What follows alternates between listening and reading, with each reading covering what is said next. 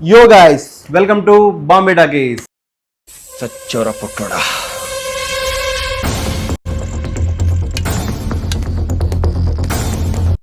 ఎందుకు ఈ రోజు మనం డిస్కస్ చేయబోయే మూవీ తంగాలన్. పిఆర్ రంజిత్ డైరెక్షన్ లో చియాన్ విక్రమ్ నటించిన ఎక్స్పెరిమెంటల్ మూవీ తంగలాన్. మద్రాస్, కబాలి, కాలా లాంటి సినిమాలు తీసిన పిఆర్ రంజిత్ ఈ సినిమాని డైరెక్ట్ చేశాడు. అయితే ఈ తంగలాన్ మూవీ ఆగస్ట్ 15 కి రిలీజ్ అయింది. ఈ సినిమాని ఒక తెలుగు స్టేట్ లో మాత్రమే 6 కోట్లకు అమ్మారు. వరల్డ్ వైడ్ గా 60 నుంచి 65 కోట్లకు మధ్యలో అమ్మారు. ఇది వ్యాపారం. 65 కోట్లకు పైగా వస్తే ఈ సినిమా హిట్ అని అర్థం. అంటే అన్నాడు గాని ఆ ఊహ ఎంత బాగుందో. అయితే డిస్కస్ చేద్దాం ఈ సినిమా ఎక్స్పెక్టేషన్స్ రీచ్ అయిందో లేదో. అయితే కథ విషయానికి వస్తే, బ్రిటిష్ పరిపాలన మొట్టమొదటిసారి మొదలయ్యే రోజుల్లో అడవుల్లో ఒక తెగ నివసిస్తూ ఉంటుంది.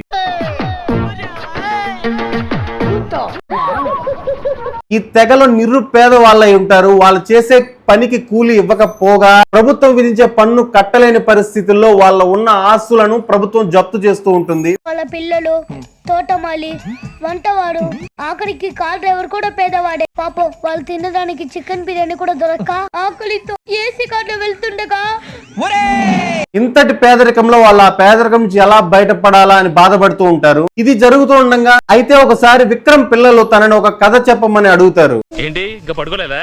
నేను పడుకోవాలంటే ఎవరైనా ఏదైనా కథ చెప్పాలి. నాకు భయం వేసి వాడు కాళ్ల వైపు చూశాను. పాదం మాత్రం వెనక్కి తిరుగుతుంది ఇలా. కథలు కావాలంటే యాదవ్కి. సో విక్రమ్ ఒక కథ చెప్పడం స్టార్ట్ చేస్తాడు. అది వాళ్ళ తాత ముత్తాతల కథ.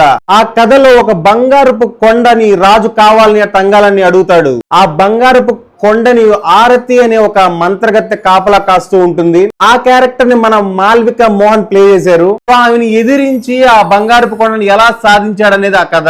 ఆ ఎపిసోడ్ అయితే చాలా బాగుంటుంది. ఒక అమ్మ కథ చెప్తే ఎలా ఉంటుందో అంత ఇంట్రెస్టింగ్ గా ఉంటుంది. అయితే విక్రమ్ ఎవరు, ఆ ఆరతి అనే మంత్రగత్తె ఎవరు, విక్రమ్ కి ఆమెకి ఉన్న కనెక్షన్ ఏంటి, వీళ్ళు ఈ పేదరికం నుంచి బయటపడడానికి ఏం చేశారు, వీళ్ళని బ్రిటిష్ వాళ్ళు ఏ విధంగా హింసించారు, ఏం జరిగింది, ఏం జరుగుతోంది, ఏం జరగబోతోంది నాకిప్పుడే తెలియాలి. తెలిసి తీరాలి. పాయింట్స్ అంతా మనం సినిమాలో చూసి తెలుసుకోవాల్సిందే. ఇక విశ్లేషణ విషయానికి వస్తే, ఈ సినిమా మొదలైన 40 నిమిషాలు చాలా ఇంట్రెస్టింగ్ గా చాలా బాగా ఉంటుంది. ఈ సినిమాలో డైరెక్షన్ గానీ, మ్యూజిక్ గానీ, పర్ఫార్మెన్స్ గానీ, విజువల్స్ గానీ అన్ని ఎక్స్ట్రాడినరీ ఉంటాయి.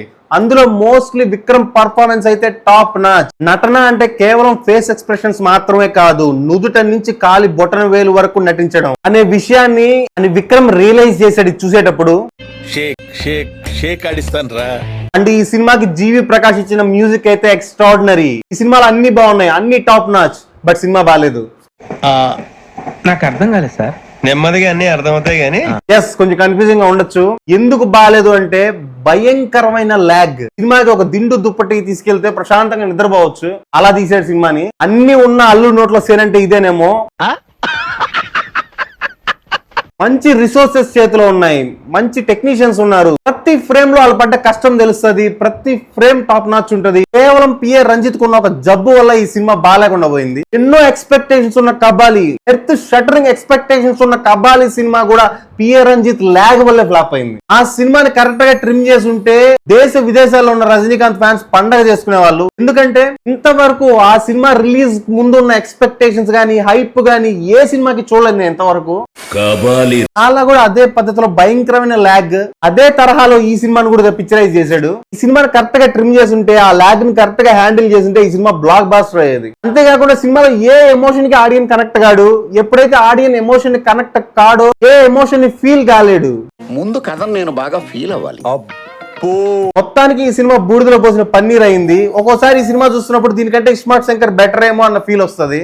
నీలాంటి యూజ్లెస్ ఫెలో తప్ప ఎవడు అలాంటి మాట అండు. ఈ తంగాలన్ మూవీని బాగలేదు అని చెప్పడానికి చాలా కష్టంగా ఉంది, చాలా బాధేస్తుంది కూడా. ప్రతి ఫ్రేమ్ లో హార్డ్ వర్క్ కనిపిస్తుంది. అంటే ఆ సినిమా కోసం ఎంత కష్టపడి ఉంటారో మనం అర్థం చేసుకోవచ్చు. ఎంత కష్టపడినా, ఎంత కేర్ తీసుకున్నా, end of the day how audience experienced it, that's matter. ఈ సినిమాకి బాంబే టాకీస్ ఇస్తున్న రేటింగ్ 2 out of 5. వచ్చే రివ్యూలో మళ్ళీ కలుసుకుందాం. Until then bye by.